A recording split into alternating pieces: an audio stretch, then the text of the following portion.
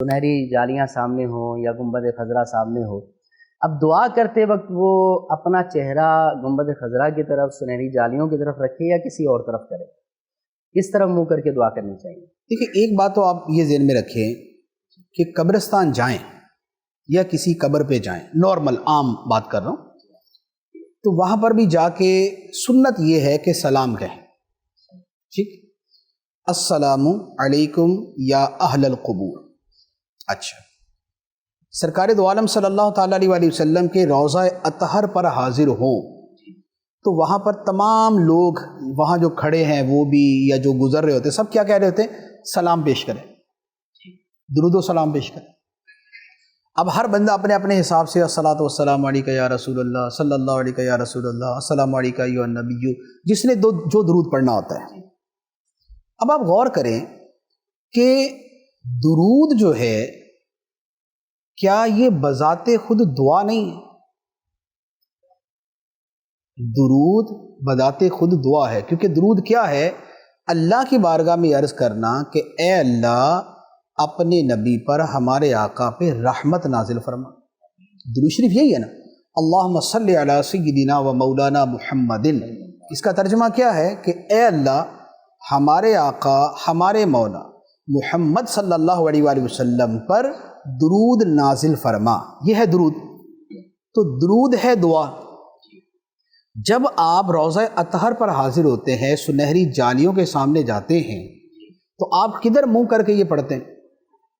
بالکل سنہری جالیوں کی طرف۔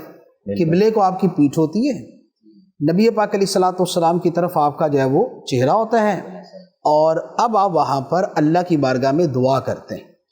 تو اس کا مطلب یہ ہوا کہ ہر بندہ وہاں جا کر جو دعا پہلی دعا کرتا ہے، وہ پہلی دعا قبلے کو پیٹ کرتا ہے اور نبی پاک علیہ الصلوۃ والسلام کے چہرہ مبارک کی طرف چہرہ کرتا ہے۔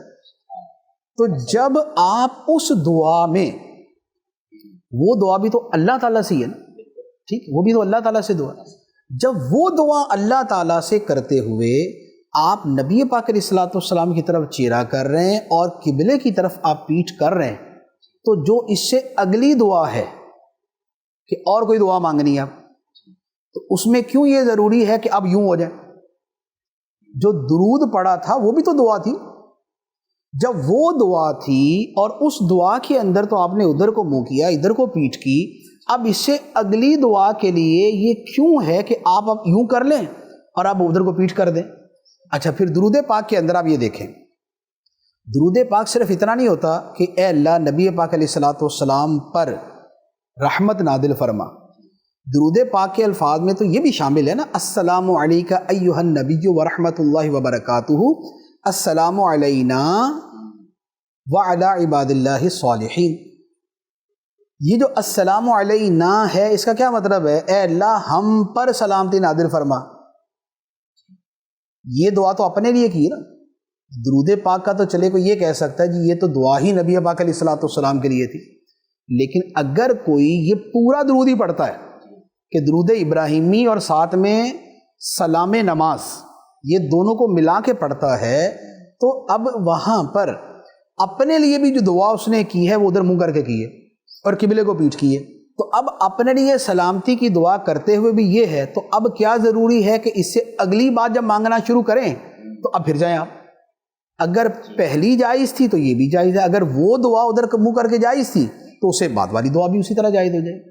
تو لہٰذا یہ وہاں پر جب دعا کرے سلام عرض کرے، اور اب اس کے بعد جو ہے وہ آقا کریم علیہ الصلوۃ والسلام کی طرف ہی چہرہ کر کے دعا مانگی جائے۔ اور یہ باقاعدہ محدثین نے اور بڑے بڑے محدثین نے اپنی کتابوں میں نقل کیا کہ امام مالک رحمۃ اللہ علیہ کے ساتھ غالباً جعفر بادشاہ تھا، تو خلیفہ بنی عباس، تو وہ مسجد نبوی شریف میں تھا، اس نے اپنی آواز بلند کی تو امام مالک نے ڈانٹ دیا کہ تمہیں پتہ نہیں کہاں پر اپنی آواز بلند کر رہے ہو، نبی پاک علیہ الصلوۃ والسلام کی بارگاہ یہ تو اس نے اپنی آواز پست کر لی۔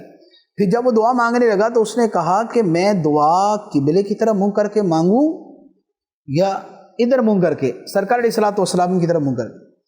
تو امام مالک نے فرمایا کہ تم اپنا چہرہ اس طرف سے یعنی سرکار علیہ الصلوۃ والسلام کی طرف سے کیسے پھیر سکتے ہو کہ وہ تو وہ ہیں کہ تمہارے بابا حضرت آدم علیہ الصلوۃ والسلام نے بھی انہی کو وسیلہ بنایا. سبحان اللہ سبحان اللہ. تو لہٰذا وہاں پر دعا مانگیں تو سرکار علیہ الصلوۃ والسلام کی طرف چہرہ، دعا تو اللہ تعالیٰ سے کرنی ہے. اب آپ نے چہرہ ادھر کر لیا ادھر کر لیا، اس سے ایسا کوئی فرق نہیں پڑتا. نماز کے لیے قبلہ خانہ کعبہ ہے، دعا کے لیے نہیں ہے. دعا کے لیے نہیں ہے، دعا کا قبلہ تو آسمان ہے. تبھی تو ہاتھ یوں کرتے ہیں، یہ ہتھیلی آسمان کی طرف کرتے ہیں. دعا کا قبلہ آسمان ہے، اس میں تو یہ ضروری نہیں ہے کہ اب خانہ کعبہ کی طرف منہ کر کے جائے وہ دعا مانگے. بندہ کھانے سے پہلے، کھانے کے بعد، اٹھنے سے پہلے، اٹھنے کے بعد 70 قسم کی دعائیں مانگتا ہے، تو کیا ہر دعا کے اندر خانہ کعبہ کی طرف منہ کرتا ہے؟ بندہ مصیبت میں پڑا ہوا ہے، جان اس کی نکل رہی ہے، وہ بولے پہلے خانہ کعبہ کی طرف منہ کرو، اس کے بعد میں دعا مانگوں گا. بس جس کی جہاں دعا کی باری آتی ہے وہاں دعا مانگ لیتا ہے. وہ دعا کے اندر ایسا نہیں ہے کہ اس کے لیے قبلے کی طرف منہ کرنا ہو.